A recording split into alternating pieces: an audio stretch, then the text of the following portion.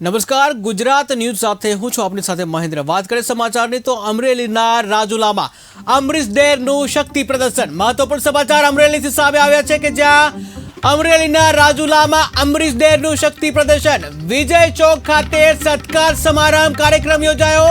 સત્કાર સમારંભ કાર્યક્રમમાં સીઆર પાટીલ પહોંચ્યા ત્યારે અમરીશ ડેર દ્વારા સીઆર પાટીલનું સ્વાગત કરાયું।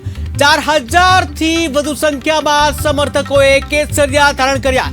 તો રાજકારણને લઈને મોટા સમાચાર સામે આવી રહ્યા છે જ્યાં અમરેલીના રાજુલામાં અમરીશ ડેરનું શક્તિ પ્રદર્શન જોવા મળ્યું કે જ્યાં વિજય ચોક ખાતે સત્કાર સમારંભ યોજાયો। જ્યાં સત્કાર સમારંભ કાર્યક્રમમાં સીઆર પાટીલ પહોંચ્યા જ્યાં અમરીશ ડેર દ્વારા સીઆર પાટીલનું સ્વાગત કરવામાં આવ્યું ત્યારે 4000 થી વધુ સંખ્યામાં સમર્થકોએ કેસરિયા ધારણ કર્યા। तो महत्वपूर्ण समाचार રાજુલાથી સામે આવી રહ્યા છે જ્યાં અમરેલીના રાજુલામાં અમરીશ ડેરનું શક્તિ પ્રદર્શન। જ્યાં વિજય ચોક ખાતે સત્કાર સમારંભ કાર્યક્રમ યોજાયો। સત્કાર સમારંભ કાર્યક્રમમાં સીઆર પાટીલ પણ પહોંચ્યા જ્યાં અમરીશ ડેર દ્વારા સીઆર પાટીલનું સ્વાગત કરવામાં આવ્યું। જ્યાં 4000 થી વધુ સંખ્યામાં સમર્થકોએ કેસરિયો ધારણ કર્યો છે।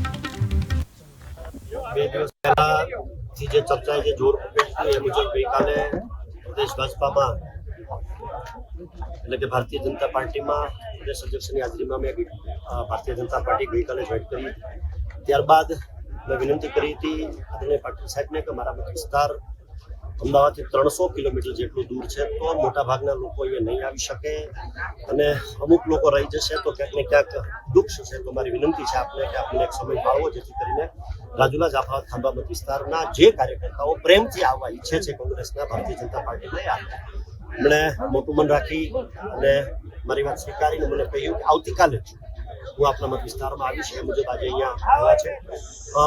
હું આંકડો કહું એના કરતાં તમે મીડિયાના લોકો છો, મારા કરતા પણ વધારે તમે આંકડો ખૂબ સારી રીતે જાણો છો।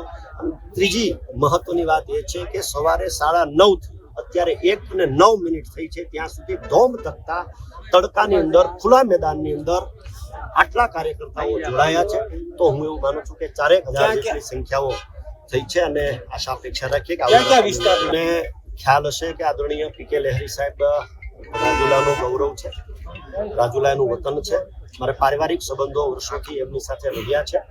2 દિવસ પહેલા આદરણીય પાટીલ સાહેબ અને ઘણા બધા મિત્રો જ્યારે મારા માતુશ્રીની ખબર પૂછવા માટે અમદાવાદ સ્થિત નિવાસ સ્થાને આવ્યા ત્યારે એ પણ આવ્યા હતા અને ચોક્કસ પ્રમાણે ચર્ચાઓ થઈ હતી પણ એવી કોઈ બીજી ત્રીજી કોઈ કોઈ વાત કનુભાઈ કળસરિયા વર્ષો સુધી મહુવા વિધાનસભા ક્ષેત્રમાં ભારતીય જનતા પાર્ટીના ધારાસભ્ય તરીકે સેવા આપી છે।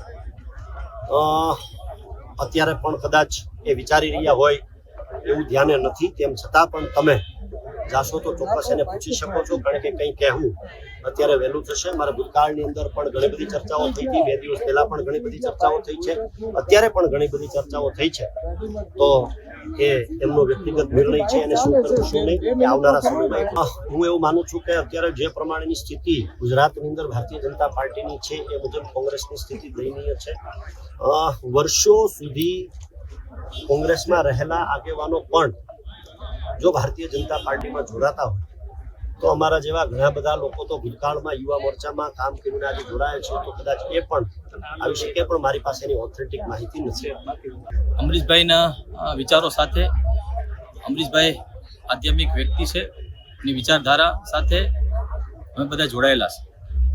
છેલ્લા રામ મંદિરના જે કાંઈ વિવાદો માન લો કે કોંગ્રેસ દ્વારા સ્ટેન્ડ લેવામાં આવ્યું કે ત્યાં આમંત્રણને માન આપીને આપણે જવાનું પણ નથી, આ બધું જોતા અમરીશભાઈનું જે કાંઈ રામ મંદિરના મુદ્દે સ્ટેન્ડ હતું કે ભાઈ આવા નિવેદનો ના કરવા જોઈએ, હિન્દુઓની લાગણીઓ દુભાઈ છે, એ જોતા અમને પણ એવું લાગ્યું કે આમની સાથે અમે પણ જોડાઈએ કારણ કે આવી વિચારધારા સાથે અમે કામ ના કરી શકીએ જે હિન્દુઓની વિચારધારા વિરોધ હોય, એટલા માટે અમે બધા જોડાયેલા છે। જાફરાબાદ તાલુકામાંથી તાલુકા પંચાયતના સદસ્યો, તાલુકા પંચાયતના વિપક્ષ નેતા, જિલ્લા કોંગ્રેસ સમિતિના હોદ્દેદારો, તાલુકાના હોદ્દેદારો, શહેરના હોદ્દેદારો, આ તમામ સાથે શહેર કોંગ્રેસ પણ પ્રમુખ બધા જ અમે આજે ભાજપમાં જોડાવાના છે.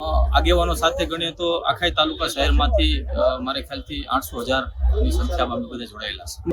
અમારે તો કોઈ પણ પાર્ટીમાં કામ કરવાનું છે, કારણ કે અમે લોકોનું ભલું થાય એના માટે જ કામ કરવા માંગીએ છીએ. તો એમાં કોઈ પાર્ટી અમે પેલા કોંગ્રેસમાં હતા, હવે ભાજપમાં જવાના છે. અમારા માટે એવું નથી. અમે તો સારું પ્લેટફોર્મ મળે અને સારી વિચારધારાવાળી પાર્ટી મળે એના માટે અમે એની સાથે કામ કરવા તૈયાર છે. અને ભાજપ જે છે એ વિચારધારાવાળી પાર્ટી છે, એની સાથે જોડાયેલા છે અને બધા કાર્યકર્તા તરીકે બધા